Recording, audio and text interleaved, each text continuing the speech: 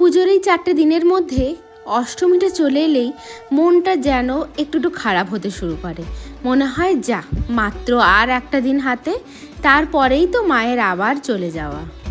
তাও ওই যে অষ্টমী মানেই শাড়ি পরা, সকাল সকাল উঠে স্নান করে শাড়ি পরে সাজুগুজু করে মণ্ডপে পুজো দিতে আসার মজাই আলাদা। সেই ছোট্ট থেকে অষ্টমীর দিনে শাড়ি পরতেই হবে। তবে হয়তো অনেকেই শুনলে অবাক হবে, আমি কোনো দিনই সেইভাবে সন্ধি পুজো দেখিনি। এই বছর যেহেতু দুপুর সন্ধি পুজো পড়েছিল, তাই মনে খুব ইচ্ছে ছিল যে এই বছর যাই হয়ে যাক না কেন সন্ধি পুজোটা দেখব। তো যেমন ভাবা তেমন কাজ, এই বছর কিন্তু আমি সত্যিই সন্ধি পুজো দেখে খুব মনে শান্তি পেয়েছিলাম। যাই হোক, এতদিন পর ফাইনালি সন্ধি পুজোটা দেখলাম, তারপরে দেবোত্তমের হাত ধরে সোজা বাড়ি।